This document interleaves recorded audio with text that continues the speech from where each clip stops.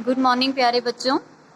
Hope आपको जो homework दिया जा रहा है आप साथ साथ सारा कर रहे होंगे, और अगर कुछ डाउट है तो आप प्लीज़ मुझसे ज़रूर डिस्कस करिए। तो आइए आज हम नेक्स्ट एक्सरसाइज अपने 9th मैथ्स की स्टार्ट करने जा रहे हैं, जिसमें मैं आपको पहले ही बता चुकी हूँ कि इरेशनल नंबर्स, जिनको हम हिंदी में अपरिमेय संख्याएं बोलते हैं, इनके बारे में हम करेंगे। तो अपरिमेय संख्याओं के बारे में आपको क्या बताया गया है कि a number which cannot be written in the form of p by q, where p and q are integers and q not equal to 0।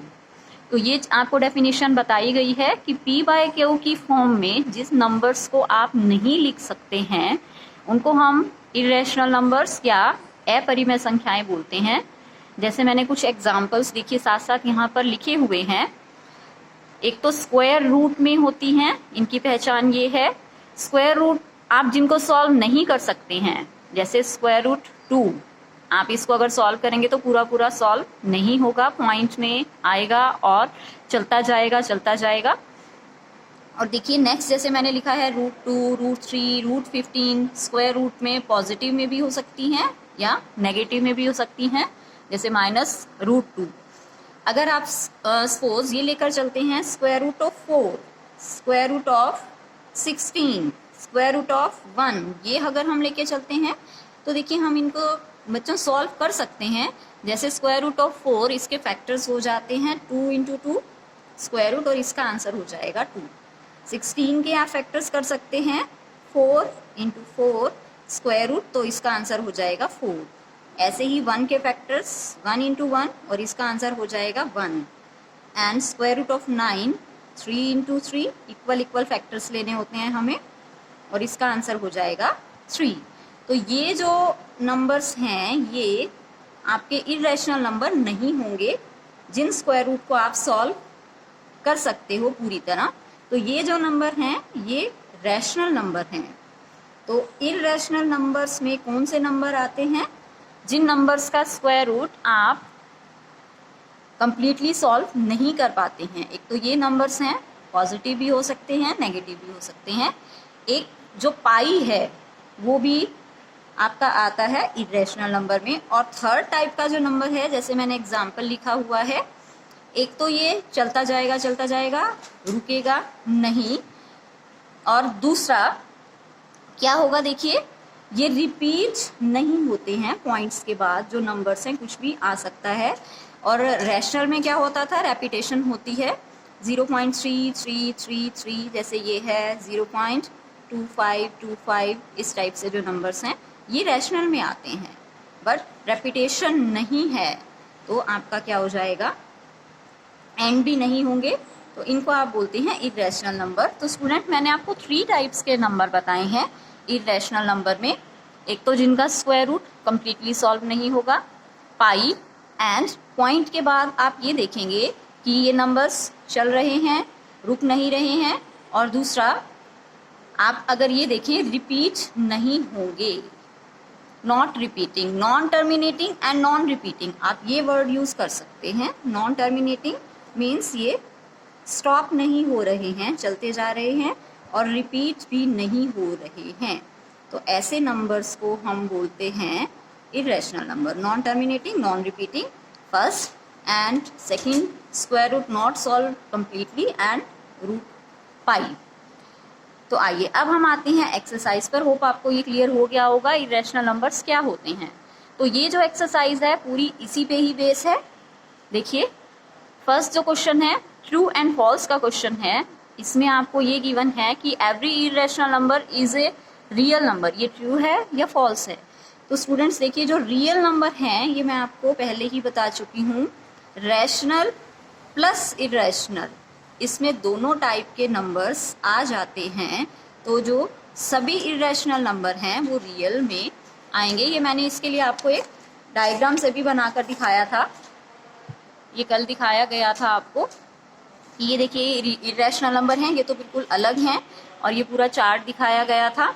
ये सारे जो नंबर्स हैं ये रैशनल नंबर में काउंट होते थे, नेचुरल, होल, इंटीजर्स। और अगर आप इन दोनों को मिला देते हैं रैशनल प्लस इरेशनल, तो वो रियल नंबर्स में सभी आ जाते हैं। तो अगर आपसे ये पूछ रहे हैं कि every irrational number is a real number, तो आप क्या कहेंगे? This is true. तो ये ट्रू होगा।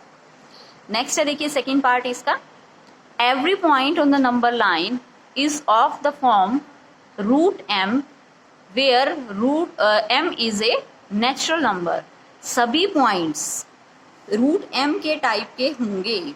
अब रूट में आप क्या क्या ले सकते हैं स्टूडेंट? 1 ले सकते हैं, 2 ले सकते हैं, 3, क्योंकि नेचुरल नंबर हैं। तो इसमें नेगेटिव तो कहीं नहीं आए हैं। तो हमें पता है कि जो नंबर लाइन होती है उस पर पॉजिटिव और नेगेटिव दोनों टाइप के नंबर्स आते हैं। तो अगर आप ये लेके चलते हैं रूट एम, इसके आगे नेगेटिव साइन नहीं है और सभी आपने नेचुरल नंबर्स लेने हैं, तो नेगेटिव नंबर्स तो इस पे आए ही नहीं है। तो हम क्या कहेंगे? और ये बोल रहे हैं कि सभी जो पॉइंट हैं वो रूट एम के टाइप के होते हैं, तो ये क्या हो जाएगा? ये हो जाएगा फॉल्स, बिकॉज नेगेटिव नंबर्स इन्होंने यहाँ पर दिखाए ही नहीं है। सबसे बड़ा रीज़न ये होगा, तो इसको हम देंगे कि ये फॉल्स है। अब इसका नेक्स्ट पार्ट है, इसमें क्या है कि every real number is a rational number. जो सभी रियल नंबर हैं वो सभी इरेशनल नंबर्स होते हैं। तो ये आप बताइए क्या होना चाहिए? ये होना चाहिए फॉल्स, बिकॉज जो रियल नंबर हैं उसमें दोनों टाइप के नंबर आते हैं, सिर्फ इरेशनल नहीं आते, रैशनल भी आते हैं। तो इसमें ये सिर्फ किसकी बात कर रहे हैं? इरेशनल की बात कर रहे हैं कि जो रियल नंबर होते हैं वो इरेशनल ही होते हैं, बट ऐसा नहीं है। Real number rational plus irrational दोनों होते हैं, तो इस वजह से ये हो जाएगा फॉल्स। नेक्स्ट जो क्वेश्चन आ रहा है, क्वेश्चन नंबर 2, इसमें आपको क्या कह रखा है? Are the square roots of all positive integers irrational. क्या स्क्वायर रूट आप सभी नंबर्स का, जितनों का भी निकालेंगे पॉजिटिव इंटीजर्स का, वो इरेशनल आएगा? ये मैंने अभी अभी देखिए आपको डेफिनेशन में ही क्लियर कर दिया था कि सभी का स्क्वायर रूट इरेशनल नहीं होता है। जैसे हमने रूट 4 लिया है, आंसर 2 आ गया है। रूट स्क्वायर रूट ऑफ 16 4 आया है, स्क्वायर रूट ऑफ 1 आया है, स्क्वायर रूट ऑफ 9 3 आया है। जो 2 4 1 3 ये सभी किस में आ जाते हैं? रैशनल नंबर्स में आते हैं। तो सभी के स्क्वायर रूट इरेशनल नहीं होते हैं। तो एक तो आप इसका आंसर क्या देंगे? नो, सभी के स्क्वायर रूट्स इरेशनल नहीं होते हैं। अब ये फिर से पूछ रहे हैं आपसे, इफ नॉट, अगर इसका आंसर नहीं है, then give an example of the square root of a number that is a rational number. तो इसका आप एग्जाम्पल यही दे सकते हैं, स्क्वायर रूट ऑफ 1 4 9 16 25। जैसे इन सभी के स्क्वायर रूट 1 का 1 आ जाएगा, 4 का 2, 9 का 3, 16 का 4 एंड 25 का 5। इस टाइप से आप चलते जाएंगे, 1 2 3 4 5 आते जा रहे हैं। तो ये आपके क्या हैं? जो हमारे स्क्वायर रूट आए हैं वो रैशनल आए हैं, ना कि इरेशनल, मीन्स परिमेय संख्याएं आई हैं। जो इनका आंसर आया है अपरिमेय संख्याएं नहीं आई हैं। बच्चों, मैं कोशिश कर रही हूँ कि मैं हिंदी में और इंग्लिश में दोनों में ही आपको बताऊँ, बिकॉज हमारे जो स्टूडेंट हैं दोनों के ही हैं, हिंदी मीडियम के भी इंग्लिश मीडियम के भी। फिर भी अगर किसी स्टूडेंट को प्रॉब्लम होती है तो आप मुझसे ज़रूर डिस्कस करिए। देखिए अब हम इसके नेक्स्ट क्वेश्चन पे आ रहे हैं। स्क्वायर रूट ऑफ 5 आपको इसको नंबर लाइन पर दिखाना है। ऐसे ही आपका स्क्वायर रूट ऑफ 2 भी आ सकता है, 3 भी आ सकता है, जो कि एग्जाम्पल्स में है, वो भी मैं आपको एक बता दूंगी। पहले हम स्क्वायर रूट ऑफ 5 देखते हैं कि नंबर लाइन पे इसको कैसे दिखाना चाहिए। तो देखिए बच्चों, ये मैंने एक नंबर लाइन ले रही हूँ, एक कोई भी आप ड्रॉ कर सकते हैं। तो आप भी इसको इसी टाइप से कंपास, पेंसिल, स्केल, डी की हेल्प से बनाएंगे, आप ऐसे नहीं बनाएंगे। तो देखिए मैंने एक लाइन ली है, अब इस लाइन पे आपको स्क्वायर रूट ऑफ 5 शो करना है। देखिए इस लाइन में आप कोई भी मिड पॉइंट ले लीजिए पहले तो। जैसे मैंने यहाँ से स्टार्ट कर लिया, इक्वल इक्वल डिस्टेंस पे हम लगा लेते हैं, डॉट लगा लेते हैं। तो देखिए जैसे मैंने ये लिया है 0 1 2 3, ये लाइन अब चलती जाएगी जहाँ तक भी आप चाहेंगे। ऐसे ही दूसरी साइड पे होगा -1 -2। अब 1 अगर आपको दिखाना है तो ये पॉइंट है, 2 दिखाना है तो ये है, 3 दिखाना है तो डायरेक्ट इसमें नंबर लाइन पे शो हो रहा है। बट आपको दिखाना है स्क्वायर रूट ऑफ 5।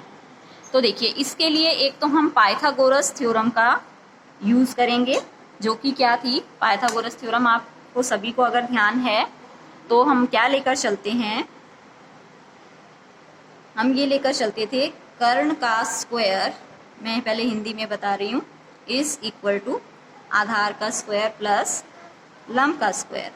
तो कर्ण को आप इंग्लिश में क्या बोला करते थे, hypotenuse. Hypotenuse square is equal to आधार होता है बेस स्क्वायर एंड लंब होता है परपेंडिकुलर स्क्वायर। तो ये आपकी होती है पाइथागोरस थ्योरम। तो इसकी हेल्प से हम ये देखिए क्वेश्चन करेंगे। तो पाइथागोरस थ्योरम हमेशा ही किस में एक तो एप्लीकेबल होती है, पाइथागोरस थ्योरम एप्लीकेबल होती है राइट एंगल ट्राइंगल में। तो देखिए अब हम यहाँ पर क्या कर रहे हैं बच्चों, मैं यहाँ पर 2 यूनिट डिस्टेंस ले रही हूँ। देखिए यहाँ पर जो ये 2 वाला पॉइंट है, यहाँ पर हम 90 डिग्री का एंगल बनाएंगे, डी की हेल्प से ही बना लेते हैं, ये पूरा आपको बनाकर दिखाने की ज़रूरत नहीं है। तो देखिए ये 90 डिग्री का एंगल आपको मालूम है बिल्कुल सीधा होता है ऊपर। तो मैं इसको ये ज्वाइन कर देती हूँ, ठीक है। 2 यूनिट डिस्टेंस पे लिया है, अभी वो आपको रीज़न बताया जाएगा कि क्यों लिया है हमने 2 यूनिट डिस्टेंस। अब देखिए इसके बाद आपको ये जो लाइन है, परपेंडिकुलर वाली लाइन है, हम ये 1 यूनिट डिस्टेंस ले रहे हैं। यहाँ पर ये 1 मैंने यहाँ पर मेज़र कर लिया है, 1 आप देख रहे होंगे। अब यहाँ पर 2 पॉइंट पे रख के इसको हम कट कर देते हैं, ओके। तो देखिए अब इसको हम ज्वाइन कर देंगे। हमने कितना ये डिस्टेंस कट किया है, जो परपेंडिकुलर लिया है हमने लिया है 1 यूनिट। तो अब हम इसको ज्वाइन कर देंगे यहाँ 0 से। तो ये देखिए ये अब आपको एक राइट एंगल ट्राइंगल नज़र आ रहा होगा, जिसको हम नाम दे देते हैं OA एंड B। ये हमने नाम दे दिया है। तो जो ये डिस्टेंस है, बेस है यहाँ पर या आधार है, ये हमने लिया है 2, ये हो गया 2 का स्क्वायर। और जो परपेंडिकुलर है ये हमने लिया है 1 यूनिट, 1 के इक्वल लिया है, तो 1 का स्क्वायर। तो देखिए बच्चों क्या हो जाएगा, 2 का स्क्वायर 4 एंड 1 का स्क्वायर 1, तो ये आंसर आ गया 5। यानी ये हाइपोटेन्यूस या कर्ण की जो वैल्यू है यहाँ पर वो क्या हो जाएगी, ये स्क्वायर को अगर आप दूसरी साइड लेकर आते हो तो वो चेंज हो जाता है स्क्वायर रूट में। यानी ये जो कर्ण है हमारा OA ये हो जाएगा √5।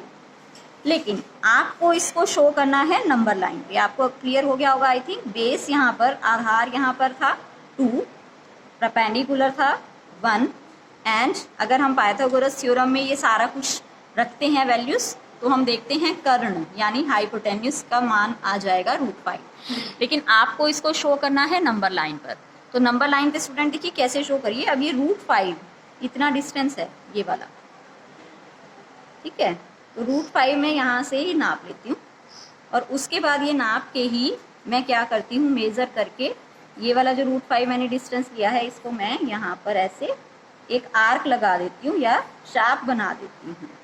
तो ये वाला जो हमने ये काटा है 2 के बाद ये डिस्टेंस आया है, यहाँ तक का जो डिस्टेंस हो जाएगा O से लेकर, मैं इसको नाम दे देती हूँ C।